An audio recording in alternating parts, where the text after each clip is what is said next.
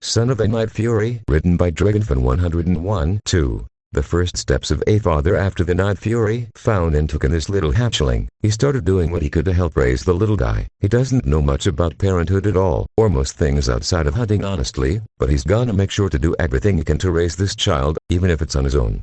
He tried doing his best to take care of him during these first few hours after he hatched. He took in whatever he could find around him to try and keep him safe. From the looks of it, nothing seemed to know about the cave Spike was staying in, and that gave him hope it would be their home from here until the guy's old enough to explore the world with him.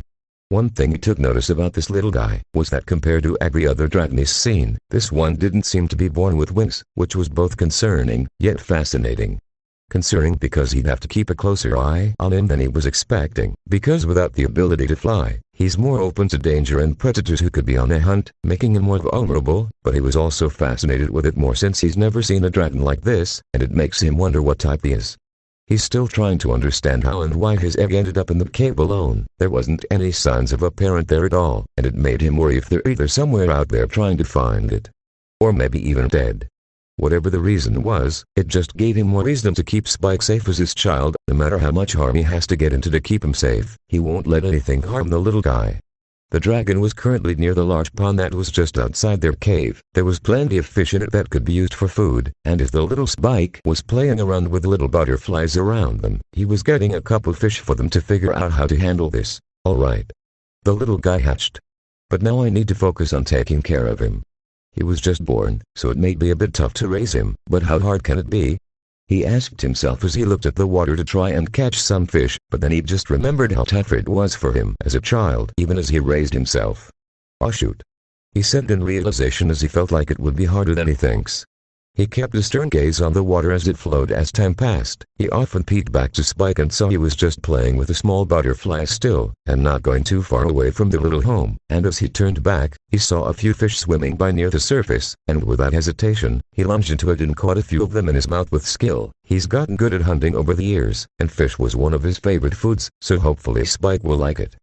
He soon turned back to the little guy who saw the butterflies fly off, and he went over to him so they could have a little lunch. It was around noon by now, and he had to figure out what they could do for today. He doesn't know if they should stay here for a while until he's ready enough, or if they should explore the island a bit more to see what it's like. Maybe he'll decide it once they get done eating. He came over to Spike and sat the fish down around the two so they could eat. Spike looked a bit confused on what they were, and gagged a bit at the bad smell they were giving off, and he could understand that. They may not smell good, but they're what we eat to survive, Spike.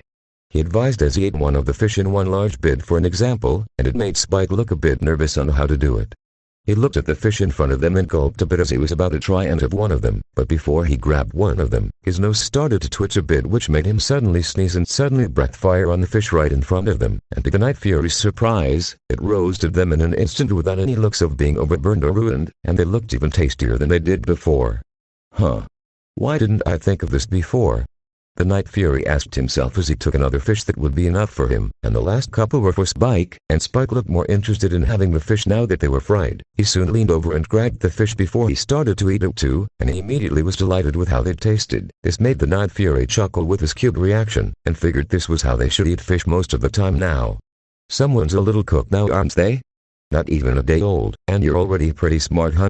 He asked in a joking tone while Spike just chuckled a bit hearing that, and he chuckled a bit more too before they went back to finish their meals.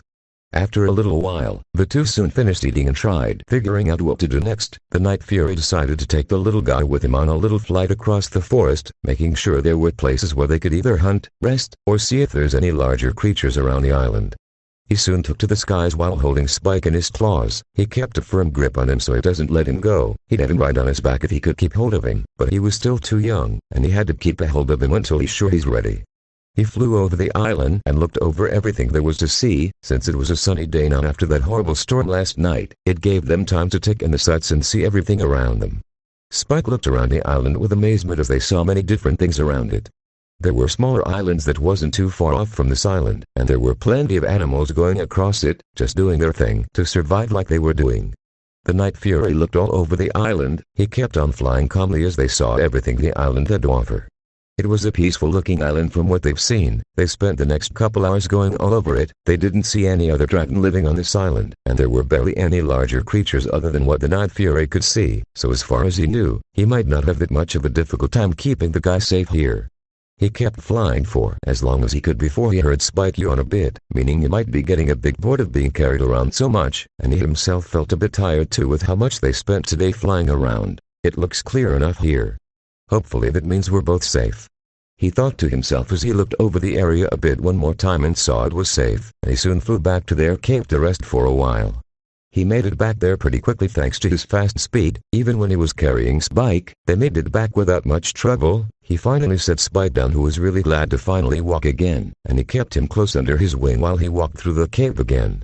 He still questioned how he's gonna raise him with what's happening right now. He's done a decent job so far today, but soon he'll have to find other ways to keep him safe. He's only a hatchling, and raising one comes a lot of responsibility.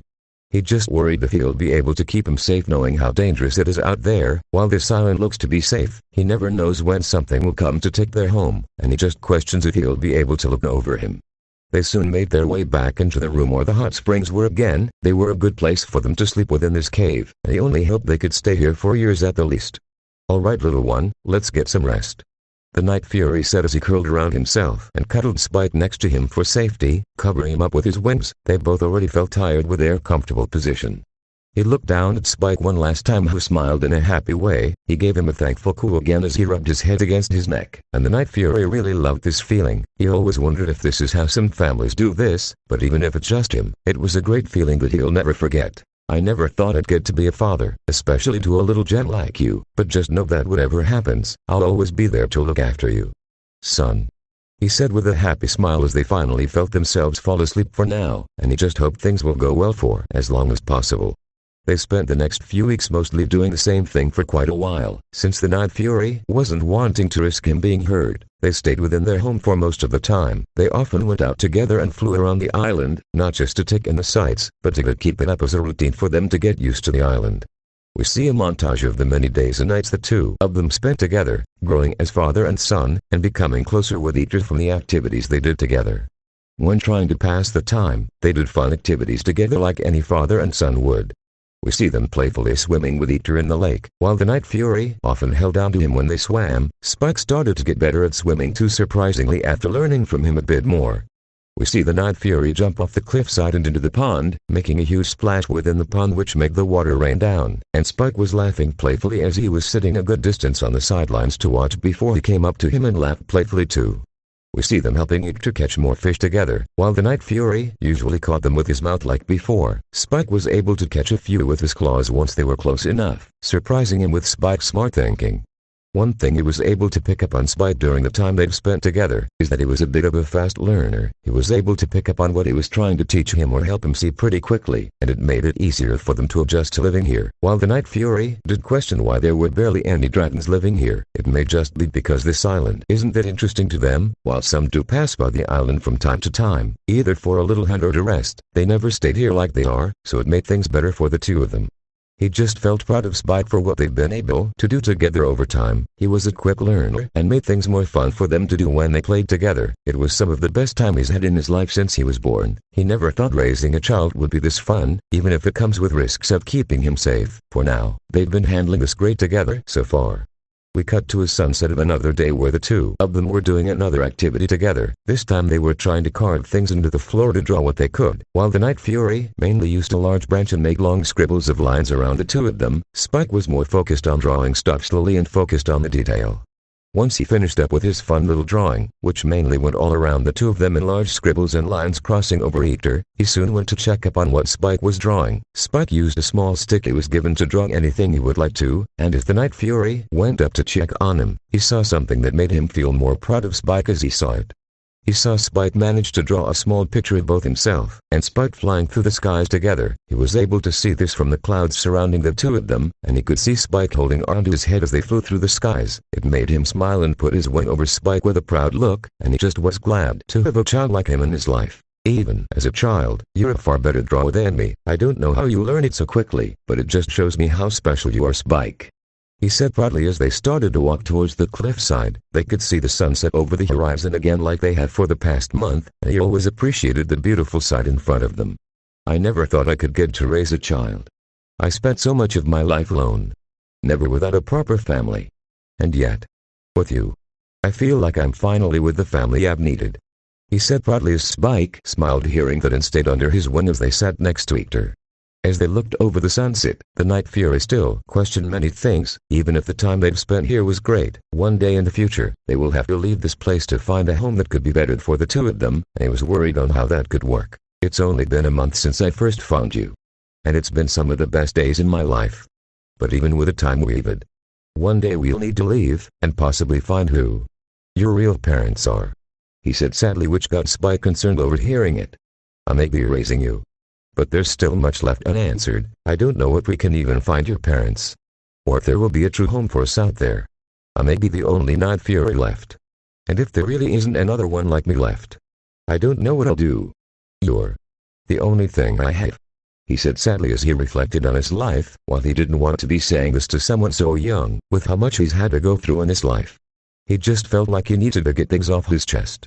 When you're old enough, maybe if you even get wings one day, we'll have to leave this island, try to find somewhere we truly belong. Being isolated won't be good for either of us. But with how dangerous the world is beyond this island, I don't know where we could go. Even if it's beyond the edge of the world, I don't know if there is a real home for us out there.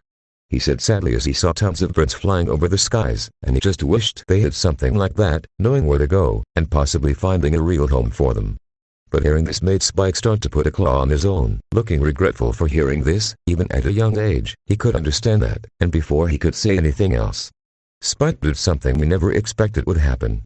It's okay, Dad. My home is with you. Spike spoke with words barely being said fully, and that made the Night Fury look completely shocked hearing it. He felt like he had just heard a human speak to him. He didn't say those words in ways a dragon could understand it. He actually spoke to him like a human, or a Viking as he's heard of them before. And that made him look at Spike with complete shock hearing it. Did you just? He asked with shock while Spike looked at him a bit confused, before he suddenly realized he himself just spoke. Am I supposed to do that? Spike questioned while he looked at his claws, and the Night Fury was in disbelief, as he thought that it was just something he heard in his head. You can speak. How? How is this possible? He questioned as he looked closer at Spike. Despite him being a dragon like himself, he spoke clearly like a human would. Even if he's struggling, maybe when he's older, he'll fully be able to speak like the other humans he's seen. Spike looked up at him as he was trying to process what he just learned, before the Night Fury finally regained focus and looked at him after hearing the question, and he tried doing his best to find an answer. Not in the way I was expecting. I didn't expect you to talk for at least a couple years, he replied while still in shock with how Spike can speak, especially at such a young age. Is that a bad thing, Father? Spike asked with concern as his voice was adjusting more to speaking the more he did it. That honestly depends on how one views it, the Night Fury replied as he looked out at the sky. He questioned how this little child could speak like a human could, or even how it can at such a young age, but after looking over it, it made the little guy even more fascinating than before.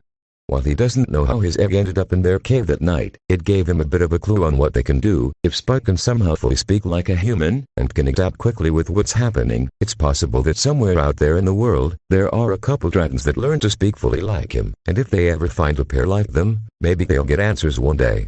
But then again, with how long they've stayed here, and there being no signs of the parents even coming back, they may not even be around, which left Spike as possibly the most unique dragon one could see with them being able to talk.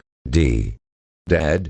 Spike asked with concern while he soon looked back at him. While he was still shocked with Spike's ability to speak, it did show him one thing, and it made him even more special. While he may be the only Night Fury around, Spike could be the only dragon able to speak, and it gave him more of a reason to keep him safe. After looking over things, and getting some ideas on how to do, he soon regained focus and smiled at Spike, who was still a bit confused. Don't worry, son. We'll figure this out together. You'll understand it all once you're old enough, he said in a calm tone while they finally looked back at the sunset. While Spike still questioned many things, with his father looking calm and happy, it made him feel the same way too. Okay, Dad.